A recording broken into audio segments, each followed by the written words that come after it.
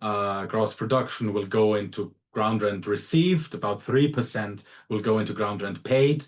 This difference is on the one hand given by the panel setup, because here zero market price deviations do not coincide with zero rents, but more importantly by aggregation effects.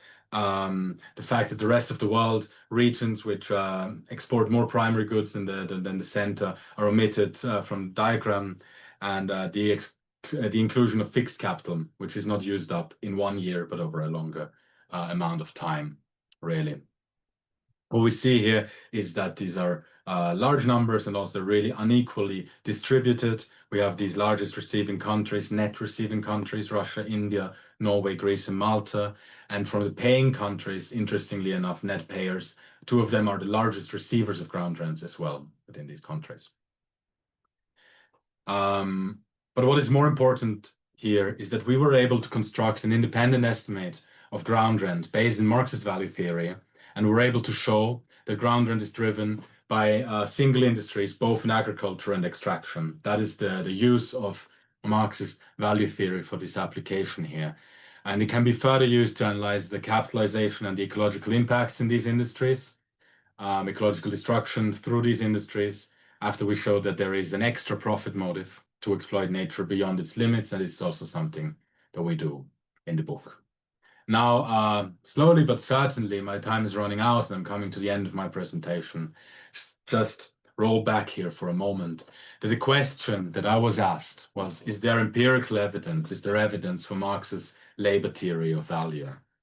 And one defining aspect of the labor theory of value, one important feature, is the idea that labor values regulate market prices. And this can be, on the one hand, tested as a hypothesis, which we did, can be applied to other questions, which we also did. For both, it must be operationalized in a consistent way. And of course, we're not the first people to do that. There's a vivid and large literature that investigate these questions. And on the right-hand side of the slide, and in more details on the next slide, a little glimpse, looks like that. Terrible, you cannot read it. You'll have to download it and read it like that. You will find so many studies and books that have done exactly that. So I would argue that over these past hours, I have shown that the answer is a resounding yes. There is some evidence for Marx's labor theory of value, which turns me to my question to you, which is, does the evidence convince you? Now I'm just going to show the book title again. It's going to come out in October. We put a lot of work in it. I think it might be very interesting for you. It's going to be with Routledge. And thank you so much for the invitation and the possibility to speak to you about the this research agenda of mine, which I'm really excited about. Thanks. Okay, thanks for the conference, Dr. Mokre. And let's go for the questions. We have some questions for you. Yes. I will say them in Spanish and English in this part. Bueno, vamos a hablar. Hay una pregunta, le comentaba el doctor Mokre que le voy a hacer unas preguntas en español y en inglés. Hay una pregunta de Matías Flores. ¿Existe algún caso histórico en el que se haya aplicado con éxito la teoría del valor-trabajo como principio organizador de la economía sin generar autoritarismo, pobreza estructural o mercados paralelos? In English, has there ever been a successful historical case where the labor theory of value was used to organize an economy without leading to authoritarianism, structural poverty, or parallel markets? Do I answer directly? Perfect. Thank you. That's a really good question because it points, in my opinion, to a deep misunderstanding that not only critics of Marxism, but also some self-advocates of Marxism have about the labor theory of value. The labor theory of value is not a progressive way of organizing an economy. It's a regulating way of organizing capitalist economy, which some people might say is very successful. Others might say is very unsuccessful. I think I'm more in the unsuccessful camp, really. But binding the growth of an economy to profitability and the ability of exploiting workers to reducing them to their reproduction cost is usually not what Marxists envision as the post-capitalist project. And really these ideas of labor time accounting in, for example, the Soviet Union happened at a point where I would argue that many socialist principles were already abandoned, and it was also only thought as a transitionary stage. So the labor theory value, just to conclude, is not, in my opinion, a way of organizing a society rationally, but it's a description of the underlying dynamics of capitalism, which in some case has produced authoritarianism, both in Europe and also in Latin America and other parts of the world, and in some cases has produced democracy, which both I don't think are direct consequences of the LTV. Okay, thanks. The second question by Juan Mariles, this question comes from a 2022 book called Anti-Marx by Juan Ramón Rayo. En español, voy a comenzar con español.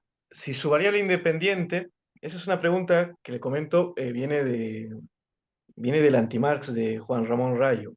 Si su variable independiente, el valor trabajo, se construye utilizando precios como los salarios y se correlaciona con una variable dependiente, los precios de mercado, que ya se utilizó para agregar los propios datos, ¿cómo puede usted asegurar que la alta correlación que encuentra no es en gran medida una tautología metodológica o una correlación espuria, en lugar de una genuina evidencia de la causalidad que postula la teoría del valor trabajo? In English, if your independent variable, labor value, is constructed using prices such as wages, and is then correlated with a dependent variable, market prices, that was already used to aggregate the data, how can you be sure that the high correlation you find is not largely a methodologic tautology or a spurious correlation, rather than genuine evidence of the causality proposed by the labor theory of value? Thank you. I'm personally not familiar with Radio's work, but this is a really good question. It's a really good econometric question. It's a really good conceptual question. But it is a criticism that doesn't only apply to the labor theory value. Let me say that first. This applies to any econometric investigation that uses the same price basis and essentially sizes to estimate effects. And also in the econometric literature, there is a number of techniques to deal with that. One of them is, of course, panel regression techniques that we apply in the book. So essentially, a fixed effects estimator doesn't directly estimate the correlation of total sizes, but the correlation of growth rates between years, which hopefully would cancel out some of these price effects. That's one way. The second point is that these measures of deviation that I showed you should be able to, especially the Euclidean distance measure, should be able to deal with variables that are either in not the same dimension or in the same dimension and deal with these growth effects. But most importantly, the most important technique is to compare your results with other predictors.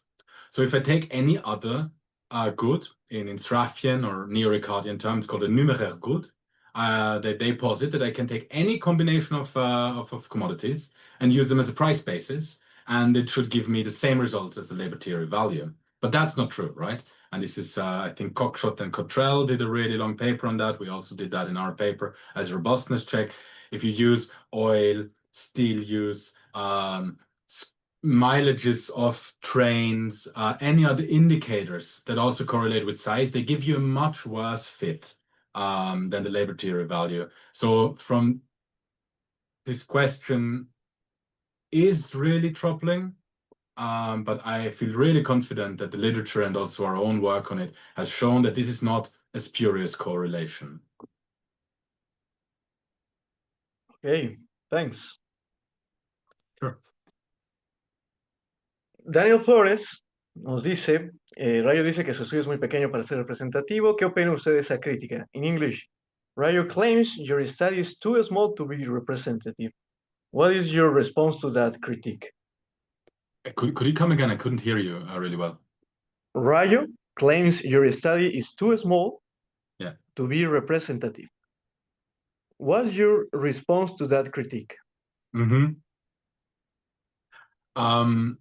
Very basically, since the study in 2022, and now we extended the database so that it covers now 80% of global gross production or global GDP, if you want. So we have a much extended time base over 25 years. So that would also point, and the results have become more precise, not less precise. So the number of industries have grown threefold. In the 2022 study, we had, I think, 56 original industries, out of which we had to ignore 7 or so. Now we had 163, and we can cut it down to 150 industries. So the data set has just become much larger, and the results have become much more precise. There's actually a line of research that was advanced by Anwar Sheikh and Alejandro José Coronado and Luisa Nassif Pires into the size effects of input-output matrices on these issues of eigenvalues and then predictors for prices. They have also shown that essentially a matrix that is smaller means that every cell is bigger, right? So we have a larger aggregation effect, and they have shown that this aggregation effect is actually distorting rather than pretending there's more precision. So for us now, we have run 2 studies that we have published. One that I would say is reasonably large, the 2022 study, one that is really large. That's the book that's going to come out. We've also had applications in working together with other people with this 216 country resolution, which has data problems, and the results keep pointing towards evidence for the labor theory value. This being said, these kind of studies have been done for most industrial countries in the world by different researchers using different methods over very much larger time span, beginning in the 1970s, 1980s, right? And they all point towards the same direction. So I don't think that there's a selection bias in our data set. Okay, thank you. Sure. Javier Méndez nos dice en español, ¿qué críticas haría la teoría subjetiva del valor? In English, what criticisms would you make of the subjective theory of value? Right. So historically speaking, of course, the subjective theory of value is launched by people like Jevons and Marklin, and it's really an attack on Ricardo rather than Marx, right? So at the same time, after Ricardo dies, Marx makes his break with the classical political economy, and then the marginalists make their break with the classical political economy. Ricardo and other so-called enemies of Ricardo, like Malthus, they also join the fight and say now is the time where we can really produce a different theory of value. And one point that they say is we don't need a theory of value anymore. Really, value is a question of valuation, and we look at what consumers are interested in, what consumers deem important in one year, and it might really change next year, and tastes might change. This is, for me, the foundation, historical foundation of the subjective theory of value. And I think there's 2 problems with that. One is that it gets rid of the issue of economic power, which is, I think, a project of post-Ricardian political economy, because what I, as a consumer, think about my tastes is really inconsequential, because I cannot decide what is being produced, not directly, not indirectly, and we can show that in political analysis, but by just assuming that everybody can produce it, we have completely taken away the power relation between people who make production decisions and those who don't make it. And we can really see that through the whole history of post-Ricardian economics, the neoclassical economics, that issues and dimensions of power are thought away, ignored, and then the theory runs into roadblocks every time they have to look into crises, into monopolization, into power relations. And there's a really good critique of the mathematical form of that by Anwar Sheikh. It's called the Hamburg function. But I think that the problematic is really visible when you look at it. I have another issue with the subjective theory of value, or really, I mean, the subjective theory of value is not a theory of value.